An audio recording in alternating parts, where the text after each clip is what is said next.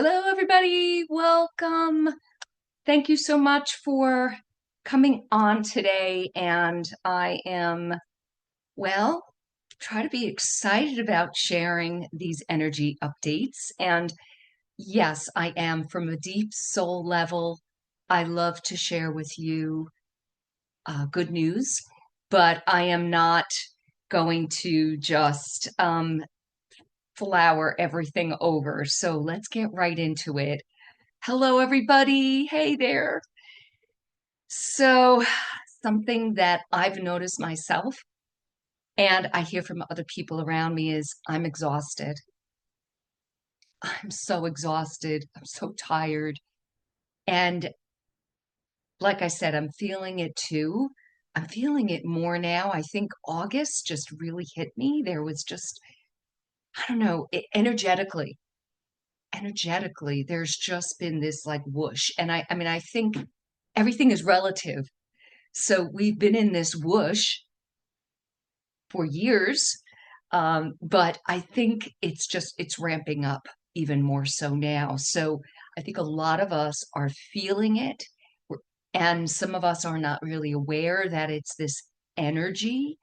It's not just their lives and how busy they are, although that is absolutely true. But it's also the relentless barrage of stories that we are accosted with through all media, social media, conversations with people, and it is an addiction. I, we're human, and we get sucked into things. And I know personally, I can get sucked into following stories that are just like, oh my God, you got to be kidding. Oh, blah, blah, blah. And it's like, I'm going to say it's nonsense because most of it is nonsense. It is just meant to distract us from who we authentically are. We're in a time, I'm going to get into this, but we know we're in this time of great transformation.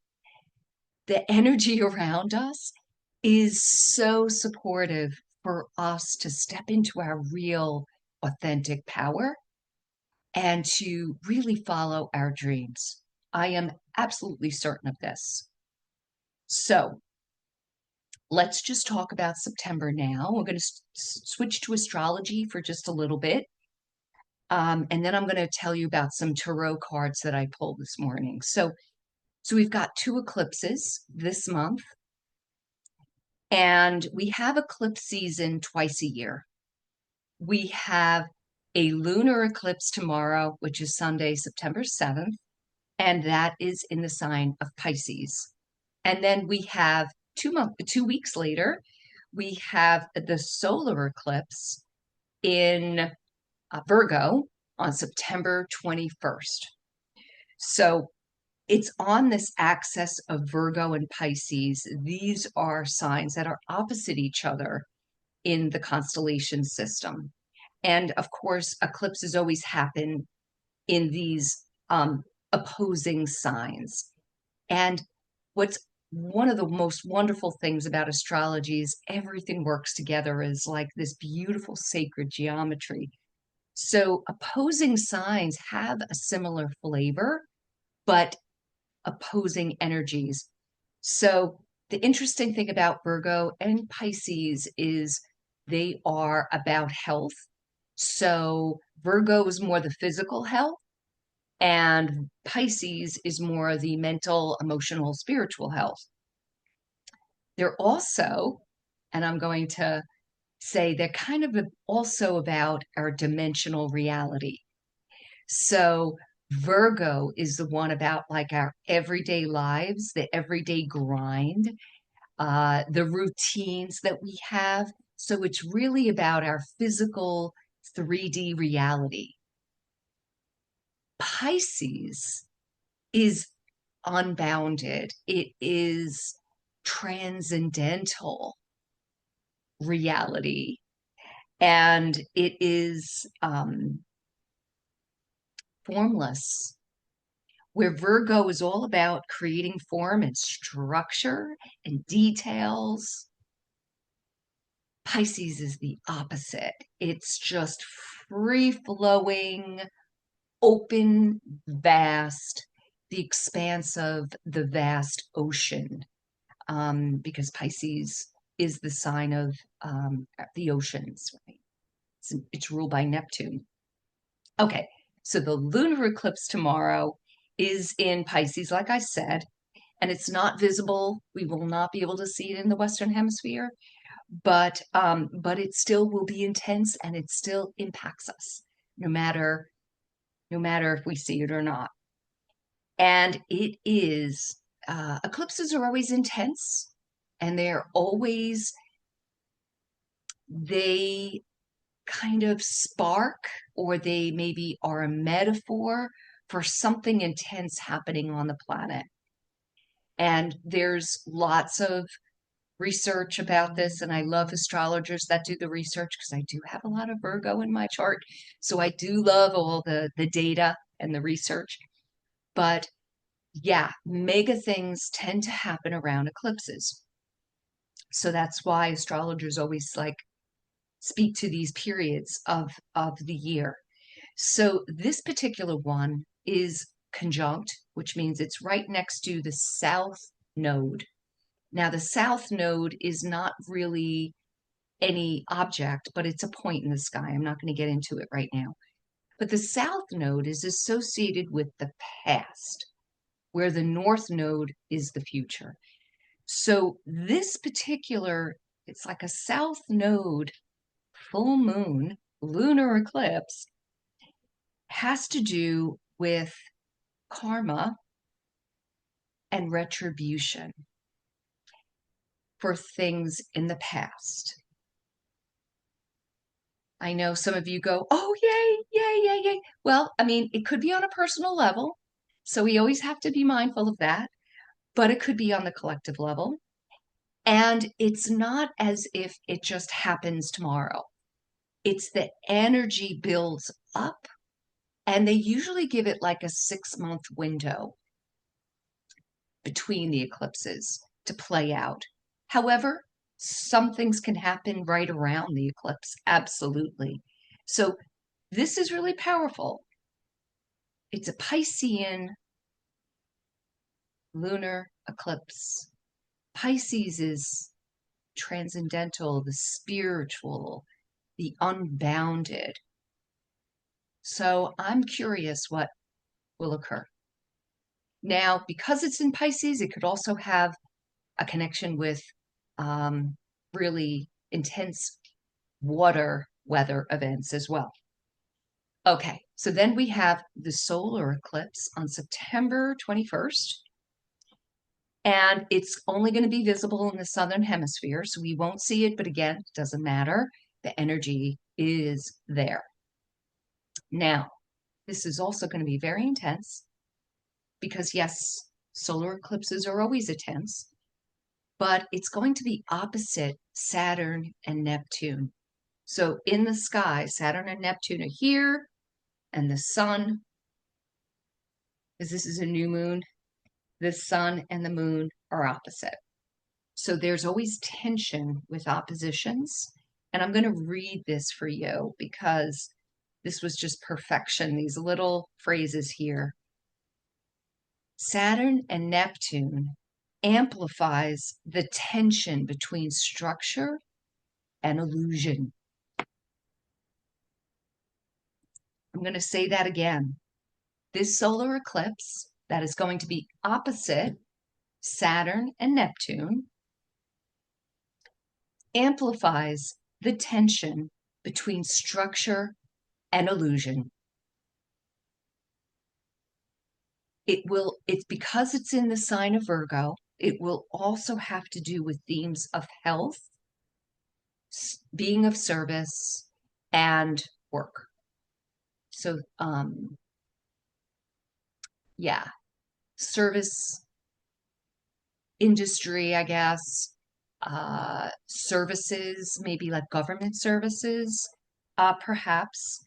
And well, as we all know, one of those big things going on in the news right now has to do with CDC and the health department. I'm not going to get into that, but that is September 21st, solar eclipse.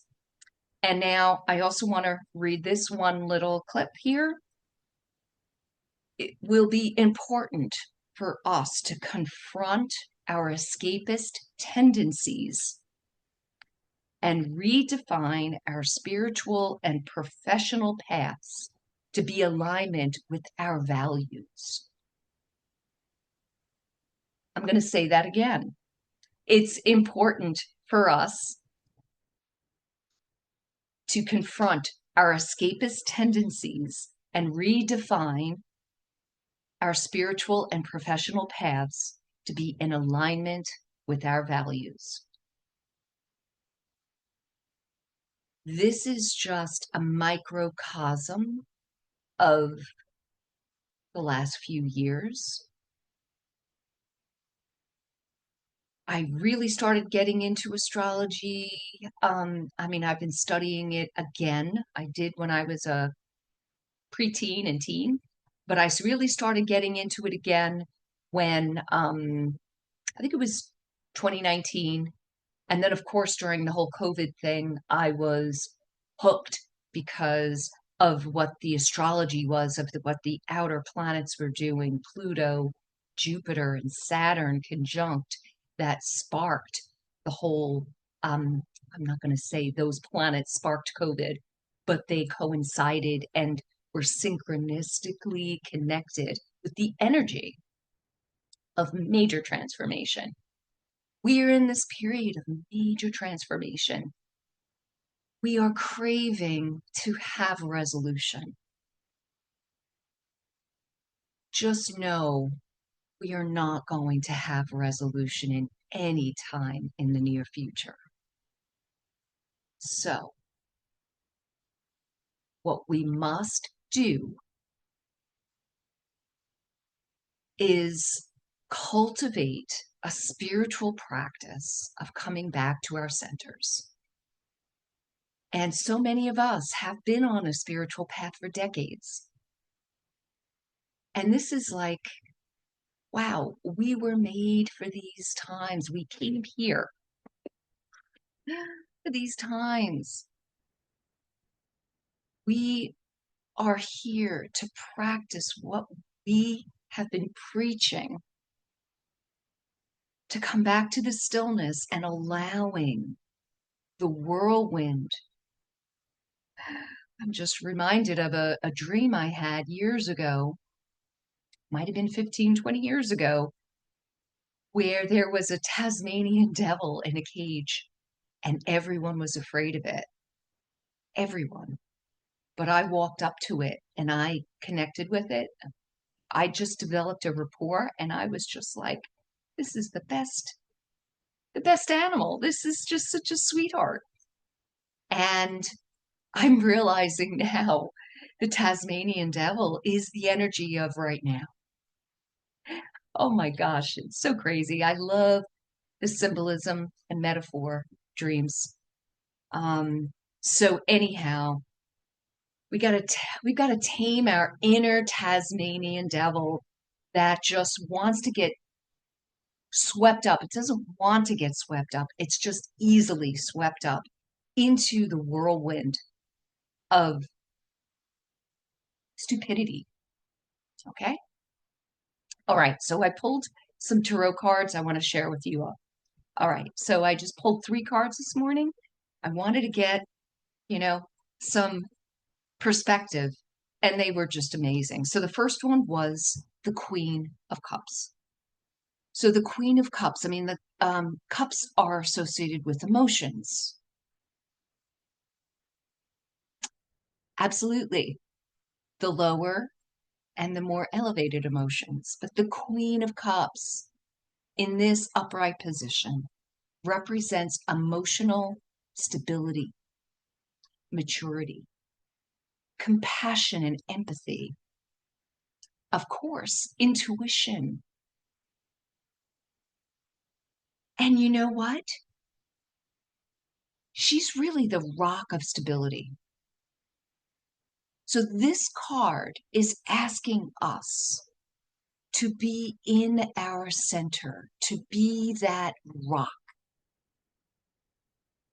that allows everything to just blow through and to be unmoved,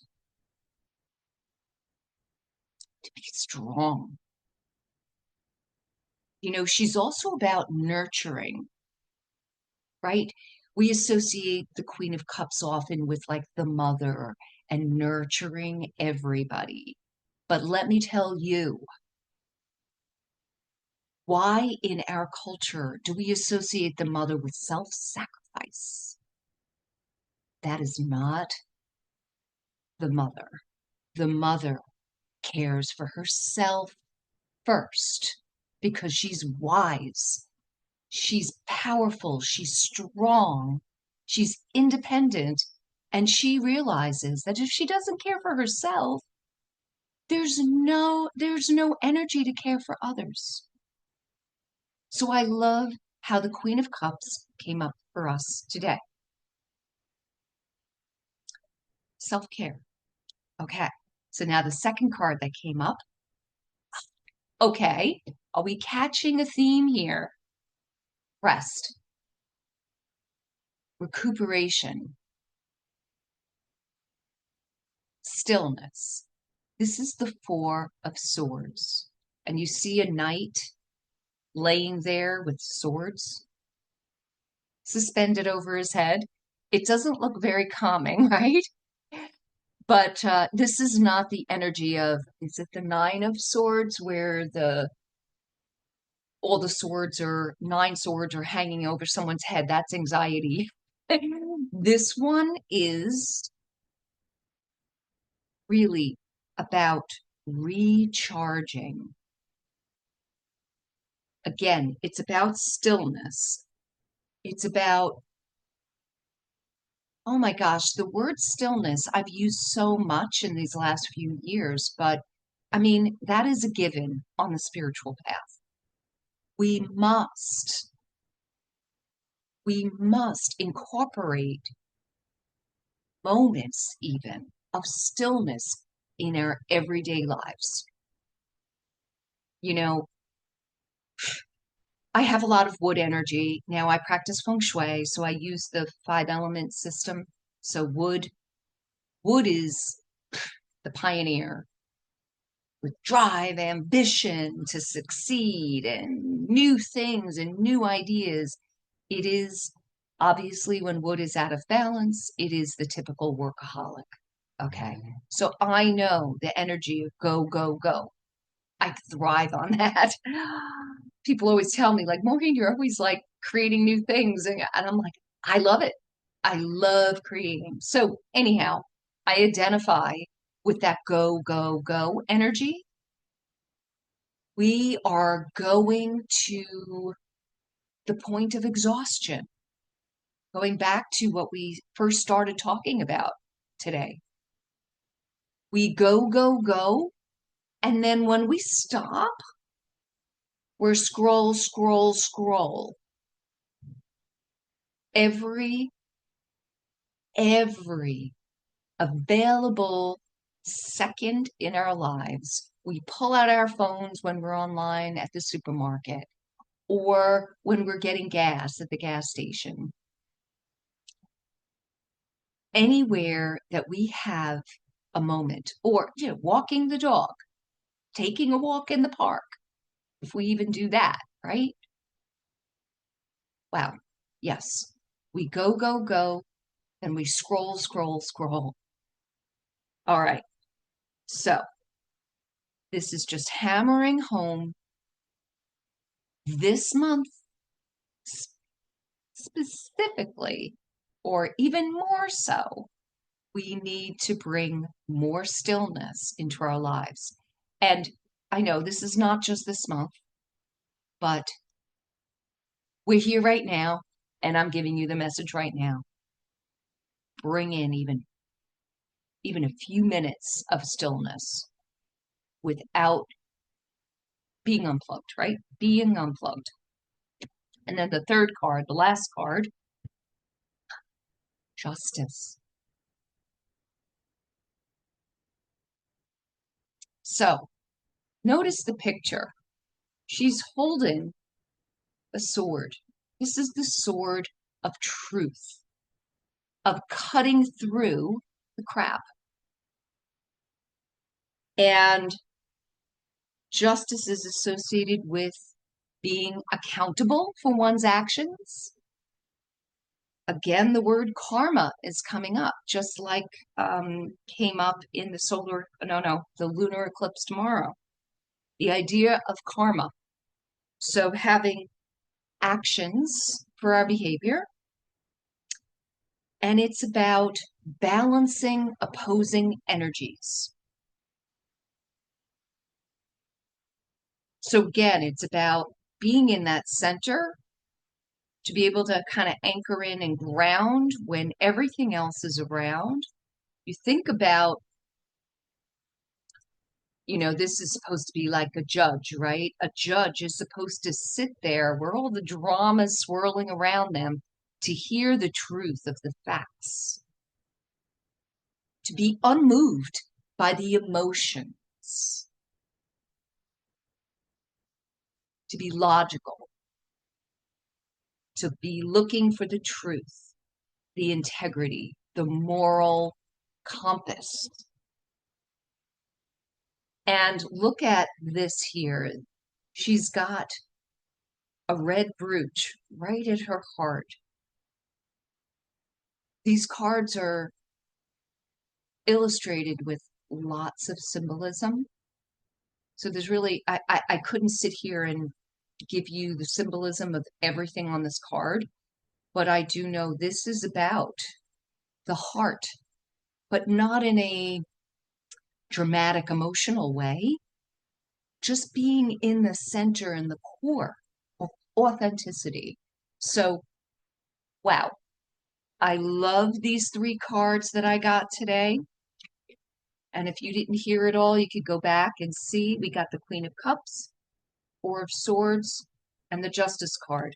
And these cards, I feel, I just pulled them asking what I needed to talk about today, but they so align with the astrology of this month and these eclipses. Self-care. This is, I say this from Pam Gregory. I get this from her, who's a wonderful astrologer on YouTube. And she says, starve the fear, feed the love. Be mindful of where you're putting your very valuable attention. Don't get sucked into all the drama out there, because a lot of it is just that. It's meaningless. Yes, there are major arcs of story that we must keep informed about.